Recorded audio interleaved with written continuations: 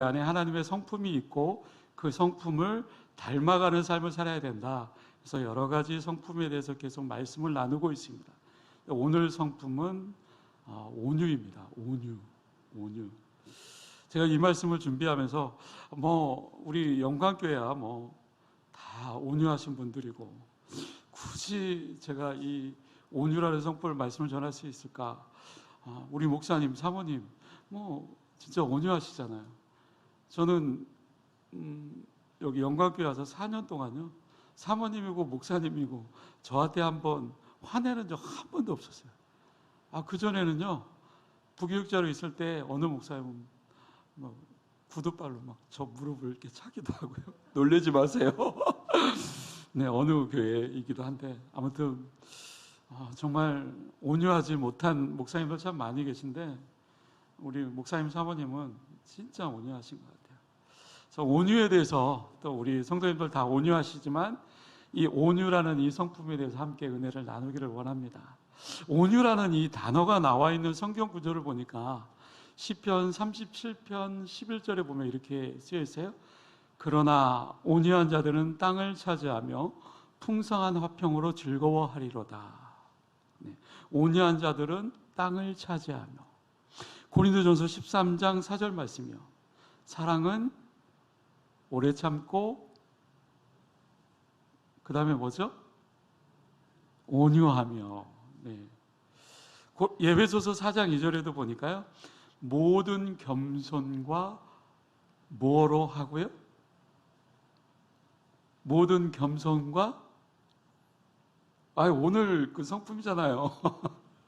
온유로 하고. 네, 그렇죠?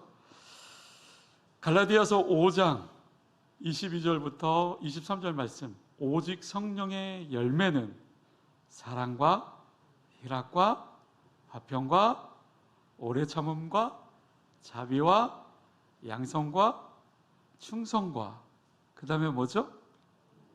온유와 절제니. 네, 그렇죠. 9가지 성령의 열매 가운데 이 온유라는 이 단어도 성경에 기록되어 있습니다. 예수님의 영이신 성령께서 우리 마음 가운데 오시게 되면요, 우리가 성령님을 우리 안에 모시고 우리의 삶의 중심으로 모시다 보면 그 성령님께서 우리의 그 성품, 우리의 그 기질을 온유한 사람으로 바꾸어 주십니다.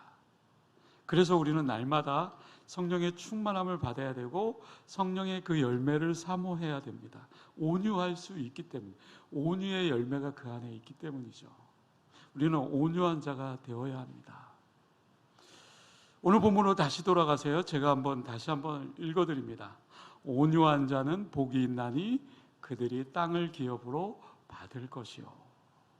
오늘 말씀처럼 온유한 자는 그들이 땅을 기업으로 받을 것이라는 그 축복을 산상수훈, 산상보훈, 산에서 또 강론을 하시면서 예수님께서 말씀하셨어요. 온유한 자가 되면 땅을 기업으로 받는데요. 그것은 뭡니까? 현실적인 복이죠.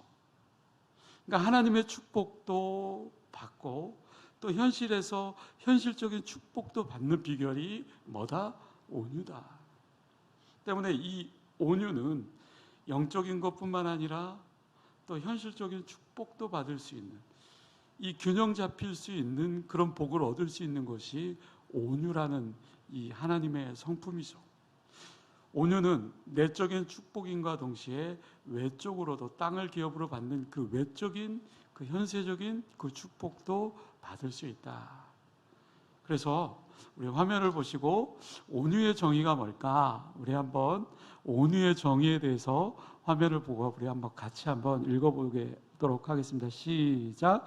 섬기려는 마음으로 나 자신의 권리와 기대를 양보하는 것. 온유가 뭐냐면요, 섬기려는 마음으로 나 자신의 권리와 기대를 양보하는 것, 배려하는 것, 그것이 바로 온유라는 거죠. 예수님의 성품 가운데 가장 많은 성품이 있지만 가장 두드러진 성품의 하나가 바로 온유라고 이야기할 수 있습니다. 이유는 뭐냐면 예수님은 스스로 무슨 사람이다 라고 그렇게 고백한 적이 있는데요. 예수님께서 말씀하시기를요, 나는 무슨 사람이야. 그러니까 너희들이 나를 조금 배웠으면 해 라고 성경에 말씀하고 있어요. 아주 분명하게 확신 있게 말씀하고 있어요.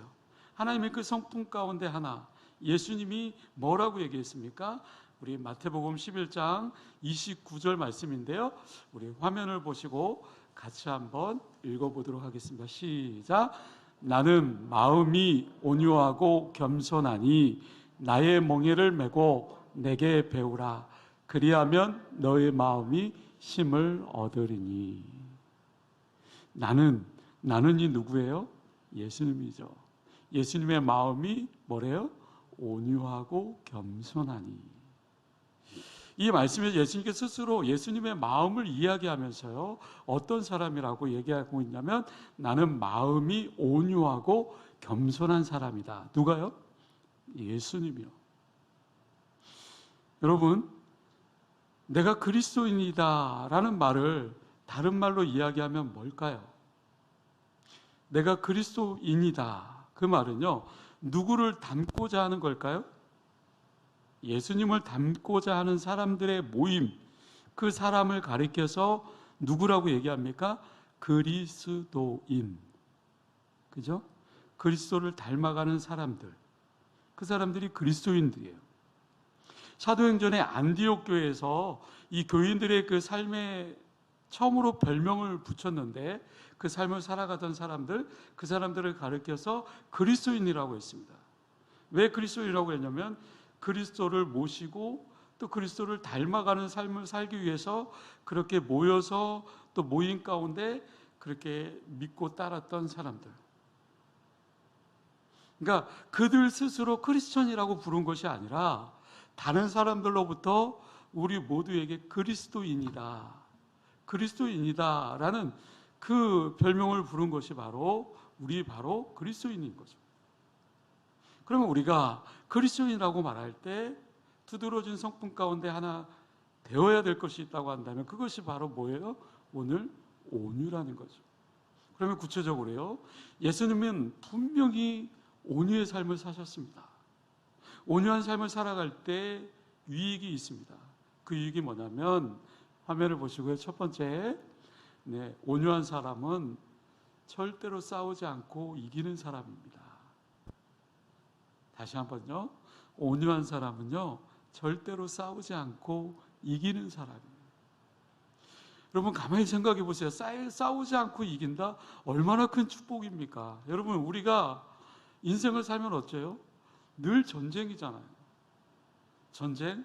그것은 피할 수 없어요. 가만히 있어도 이렇게 공격을 받기도 하고, 이렇게 공격하기도 하고, 가만히 있어도 괴롭히는 사람들이 있을 수 있어요. 누구의 잘잘못을 떠나서요, 누구나 다 우리의 인생은 늘 전쟁터예요. 그래서 영적 전쟁이라고 말하고 있지 않습니까?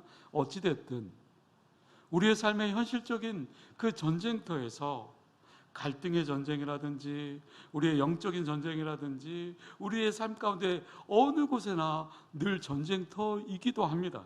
그런데 이 전쟁 가운데서 싸우지 않고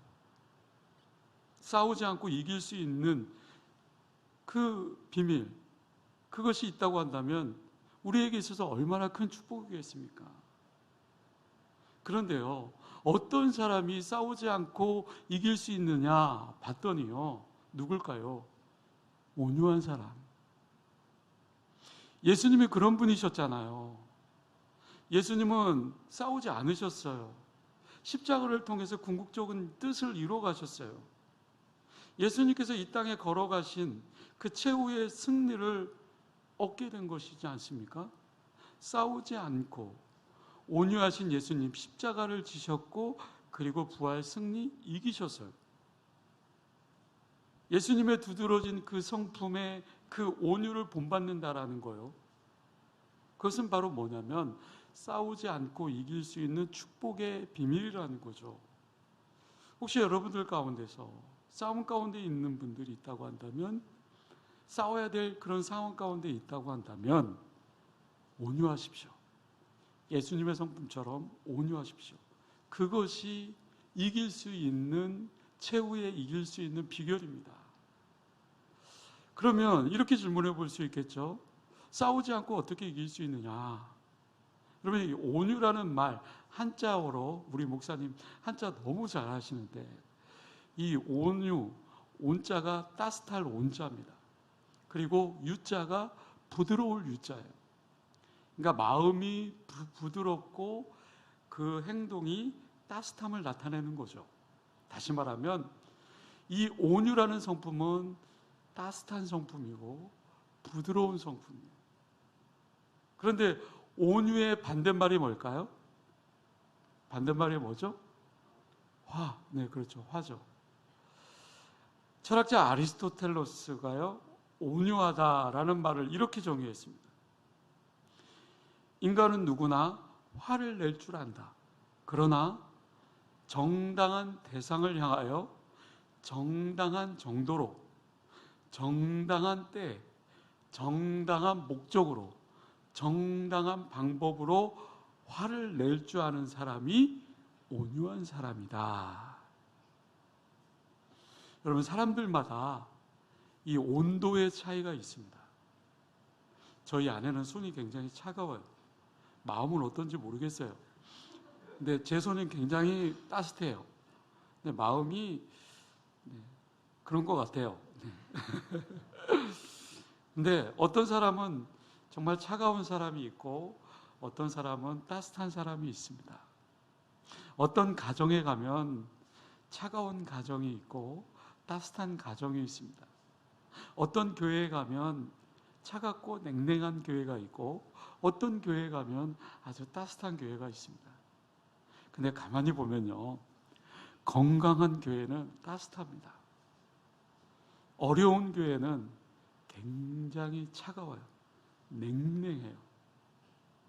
아름다운 가정은 굉장히 따뜻합니다. 그러나 왜곡되고 힘겨운 가정들, 어려운 가정들은 굉장히 차갑습니다. 사람이 건강하면요, 손이 따뜻하다고 해요. 뭐 그렇지 않은 사람들도 물론 있겠죠. 손이 차가운 사람도 건강한 사람도 있을 수 있으니까요. 그러면 여러분, 살아있다고 하는 것은 무엇일까요? 살아있다고 하는 것은 차가운 것일까요? 따뜻한 것일까요? 저도 이렇게 영정을 하면서 이렇게 염을 해야 된다고 전에 있던 어떤 염하시는 집사님께서 저를 직접 끌고 가셔서 염을 같이 했어요. 이것도 할 줄 알아야 된다고, 목사님이. 그래서 어떨결에 이렇게 들어갔죠. 들어가서 이제 같이 염을 했는데, 진짜 돌아가신 지 얼마 되지 않았는데 온몸을 굉장히 차가워요. 굉장히 차갑더라고요. 여러분들 혹시 이렇게 만져보신 적 있으세요? 네. 생각보다 굉장히 차갑습니다. 다시 말하면 살아있다고 하는 것, 생명이 있다고 한다는 것은 따뜻해요. 근데 생명이 없고 죽어 있다라는 것은 차가운 것이죠. 따뜻한 교회는요, 살아있어요. 그 안에 생명이 있어요. 죽어 있는 교회는요, 차가워요. 냉랭해요. 때문에 우리들의 따뜻한 미소, 우리들의 따뜻한 눈빛, 우리들의 따뜻한 표정, 우리들의 따뜻한 이런 분위기는 살아있다라고 하는 증거가 되어줄 수 있는 거겠죠. 그 교회 안에 생명이 있다라는 교회의 그 뜻이기도 하겠죠. 그 생명이 있다라는 것은, 온기가 있다라는 것은 그 교회는 온유한 사람이 많은 교회다. 차갑고 딱딱하고 어떻습니까? 그러다 보면 사람들에게 서로 상처를 줄 수 있겠죠. 딱딱한 것이 강하고 날카로워져서 정말 싸움에서 이길 수 있을 것 같지만 결국은 그 딱딱한 거 부러지기 쉽습니다. 따뜻하고 부드러운 것이 강해요. 여러분, 강한 것하고 부드러운 것, 어느 것이 오래 갑니까?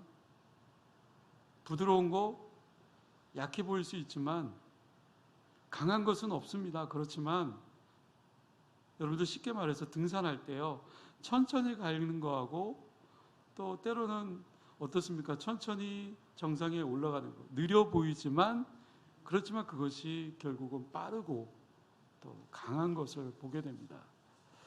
따뜻하고 부드러운 그 성품인 이 온유가 많은 사람들이 모여 있는 아름다운 공동체가 세워지면 그것이야말로 또 세상을 변화시킬 수 있는 비결이 되어줄 수 있겠죠. 때문에 온유한 사람은 화를 내거나 싸움을 좋아하지 않습니다. 더불어 싸우지도 않고 놀라운 승리를 맛볼 수 있다.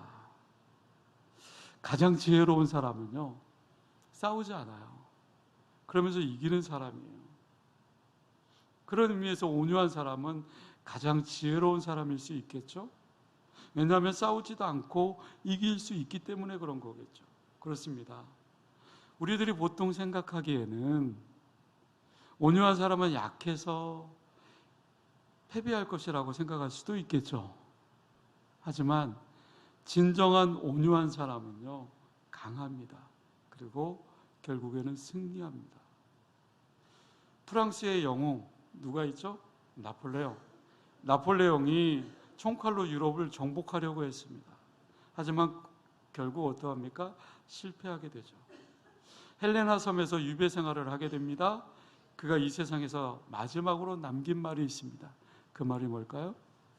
나는 칼로서 온 유럽을 정복하려고 했지만 결국 실패하고 말았다. 여러분, 온유, 부드러운 것입니다. 따뜻한 것입니다. 강한 것입니다. 온유한 사람은 하나님을 의지합니다. 하나님을 의지하기 때문에 그는 약한 듯 하지만 약한 그때에 곧 강한 사람이 되어집니다. 여러분들이 잘 아는 인도의 간디를 기억할 겁니다. 그는 300년 동안이나 세계 강국이었던 영국의 그 지배 아래 인도가 놓여져 있었습니다. 그런데 그렇게 신음하던 조국 인도를 해방시켰습니다. 근데 그가 사용하는 방법이 있었습니다. 그 방법이 무엇입니까? 그는 총칼이 아니었습니다. 무저항으로 해방을 이루어냈습니다. 여러분, 온유함이라는 것은 지도자에게 있어서 가장 갖추어야 될 성품이라고 생각합니다. 특히 직분자들이나 또 리더자들, 온유해야 다른 사람을 품을 수 있잖아요. 온유한 사람만이 다른 사람의 그 짐을 대신 짊어질 수 있잖아요. 저와 여러분들이 이러한 온유한 성품을 가지고, 온유한 하나님의 성품을 가지고 또 아름답고 복되게 가정에서, 직장에서, 삶의 터전에서 나아갈 수 있기를 주님의 이름으로 간절히 축원합니다. 온유한 사람의 몇 가지 특징이 있어요. 첫 번째로요, 온유한 사람은요, 기다릴 줄 아는 사람입니다. 온유한 사람은 기다릴 줄 아는 사람이다. 대부분 참지 못하고 막 앞서가는 사람이 온유한 사람이 아니라 인내하며 기다릴 줄 아는 사람이 온유한 사람이더라는 거예요. 때로는 느릴 수 있어요. 더딜 수 있어요. 근데 온유함이라는 이 단어가 어디에서 왔는지 아십니까? 온유함이라는 것은 길들인 야생마에서 비롯되었다고 합니다. 여러분 아시는 것처럼 야생마는 어떻습니까? 굉장히 거칠어요. 야생마는 거칠지만 힘도 세요. 열정도 있어요. 그런데 이 야생마의 문제는 뭐냐면 길들여 있지 않아요. 그래서 그 힘 조절을 할 수 없어요. 그러나 이 거친 야생마가 길들여지기 시작하면요, 힘 조절이 가능해져요. 엄청난 힘을 발휘할 수 있어요. 바로 이 거친 야생마를 잘 길들여서 엄청난 힘을 발휘하게 하는 것, 그것에서 유래되어 나온 단어가 온유라는 거예요. 그래서 온유라는 것은 절제된 힘을 의미해요. 야생마를 준마로 바꾸는 힘이 바로 온유라는 겁니다. 전에 섬기시던 그 예전에 그 목사님께서 저에게 좋은 교훈을 남기셨어요. 담임 목회로 나가시기 전에 이런 말씀을 하시더라고요. 목회를 하다 보면 교인들 가운데 분명히 야생마와 같은 교인을 만날 수 있다. 그런데 그 목사님은 그분들을 잘 길들이지 못했다라는 거예요. 그런데 은퇴를 앞두고 생각해 보니까 야생마와 같은 교인들을 잘 길들여서 준마로 만드는 것이 목회다라는 거예요. 목사님은 목회를 하면서 야생마와 같은 교인들을 내쳤답니다. 야생마와 같이 교회에서 말썽을 일으키고 때로는 시끄럽게 하고 그런 사람들이요. 그런데 지나고 보니까 그 야생마와 같은 분이 교회를 떠나면 어떠한 사람이 된다? 불행한 사람이 되더라는 거예요. 교회를 떠나 헤매고 방황하는 인생이 되더라는 겁니다. 그래서 목사님은 못했지만 야생마와 같은 길들여 있지 않는 그런 분들을 만나더라도 내치지 말고 준마와 같은 분으로 만드는 그런 목회를 해라 라고 그렇게 얘기를 했는데 잘 되어지지 않더라고요. 그리고 그렇게 식사를 하고 가셨었습니다. 네. 여러분 가만히 생각해 보면 그러한 비결이 어디에서 나오는 걸까요? 말씀을 준비하면서 또 깨닫게 되었는데요. 그것은 다른 것에 있는 것이 아니라 내 분을 못 참고 화를 내고 싸우려고 하고 뭐 그런 것보다도 때로는 온유함으로 싸움을 이기는 것. 이 온유해지는 것. 혹시 여기는 남자분들보다 또 이렇게 여자분들이 많기 때문에 제가 이렇게 감히 말씀드리겠습니다. 혹시 여러분들 남편들 가운데 야생마와 같은 분들이 있습니까? 네. 온유함으로 준마로 바꿀 수 있길 바랍니다. 네, 야생마와 같은 그런 분을 온유함으로 준마로 바꿀 수 있는 그 비결을 있습니다. 그 비결이 뭐냐면 가르쳐 줄까요? 네, 그 비결은 기다려주는 거예요. 네. 온유함이라고 하는 것은 때로는 나약함이라고 생각할 수 있겠지만 온유함은 절대로 나약함이 아닙니다. 온유함은 부드러움입니다. 온유함은 따뜻함입니다. 오랜 인내를 통해서 이 온유는 어떤 것보다 더 강해질 수 있는 거겠죠. 문제는 뭘까요? 좀 더 우리가 조급함에 있지 않을까? 네, 조금 참고 조금 인내하고 조금만 더 기다려주면 화를 내지 않을 수 있고 온유함으로 또 그렇게 나아갈 수 있을 텐데 모든 문제가 순탄하게 해결되어질 수 있을 건데 그거를 참지 못하고 화를 내고 급발진하고 기다리지 못하기 때문에 야생마가 준마로 되지 못하는 안타까움이 있을 수 있다. 여러분 온유한 사람은 기다릴 줄 아는 사람이라는 것을 꼭 기억하십시오. 마지막으로 한 가지 더 말씀드리고 말씀을 마칠까 합니다. 온유한 사람은 섬세함과 담대함이 있는 사람이 온유한 사람이다. 섬세하고 담대한 사람.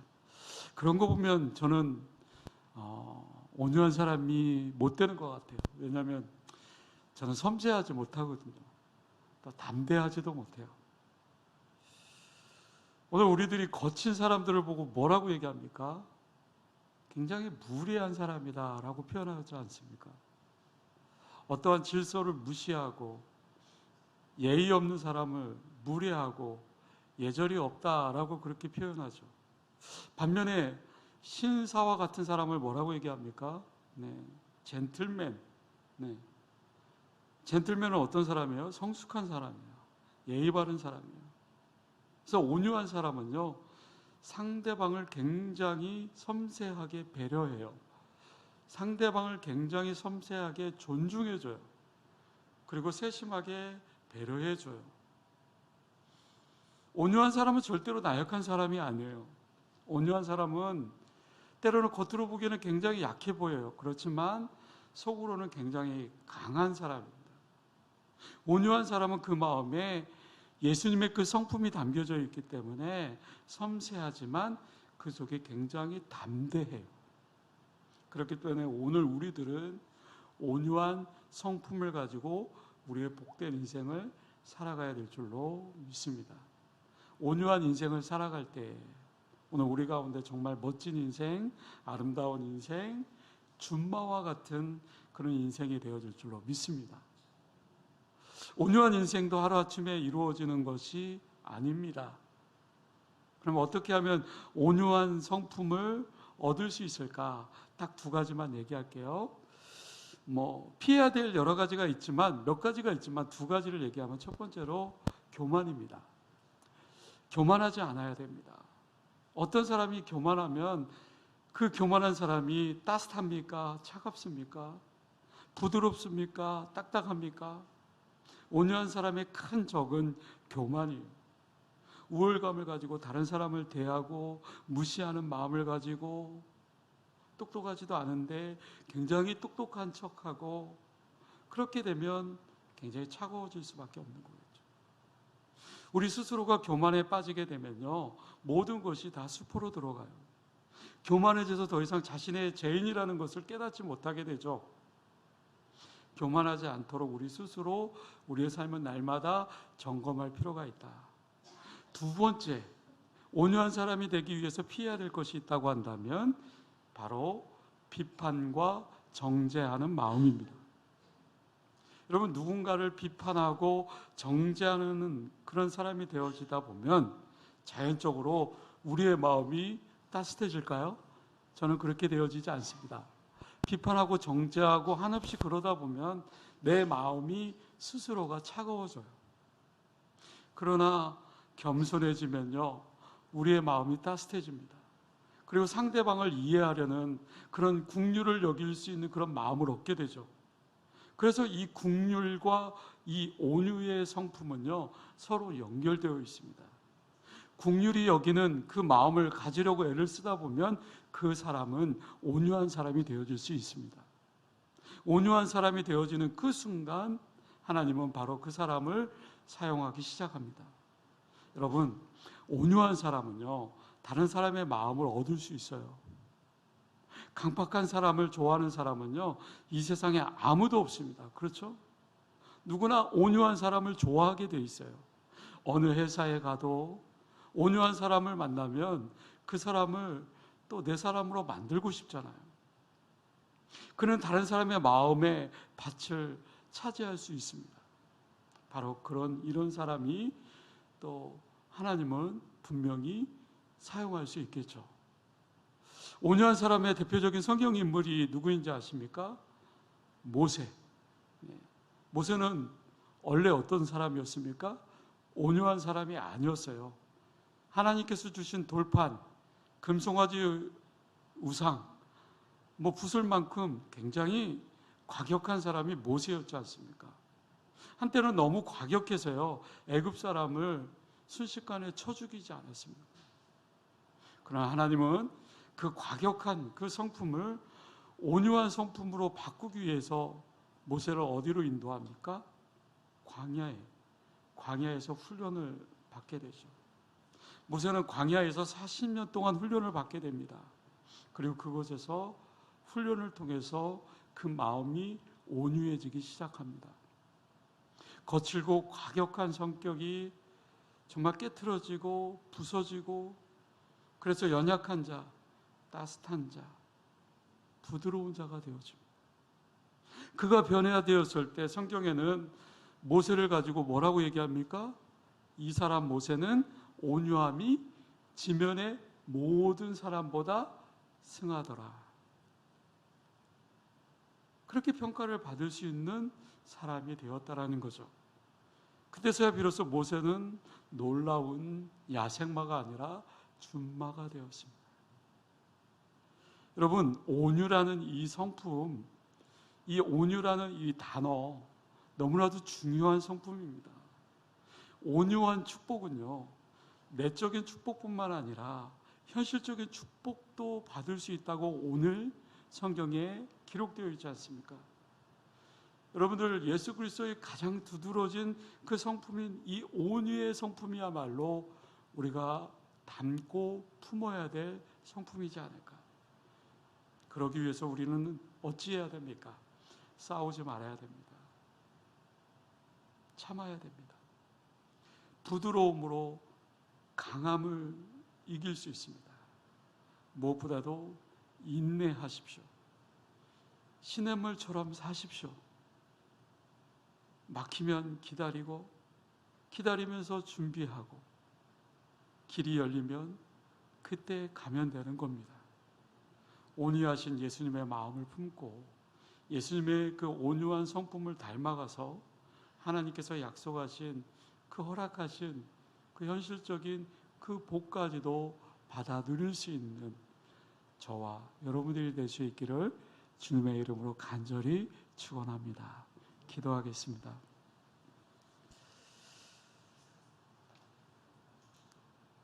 은혜로우신 아버지 하나님, 각박한 현실을 살아가고 있는 우리의 삶 속에 이 하나님의 성품, 이 온유야말로 우리가 품어야 될 너무나도 중요한 성품인 것 같습니다. 가정에서나 또 사회에서나 직장에서나 신앙 공동체 교회 안에서도 이 온유의 사람으로 또 세움받을 수 있는 저희들 되게 하여 주시고, 어느 곳에 있든지 사람으로부터 하나님으로부터 인정받을 수 있는 복된 삶을 살아갈 수 있도록 주님 도와주시옵소서.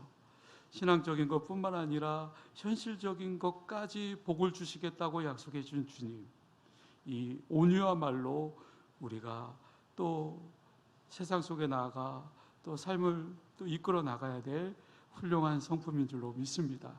주님, 우리의 삶 가운데 이 온유가 흘러갈 수 있도록 인도하여 주시고, 우리 마음에 그 성품을 품고 또 한 주간 승리하며 나아갈 수 있도록 주님 도와주시옵소서.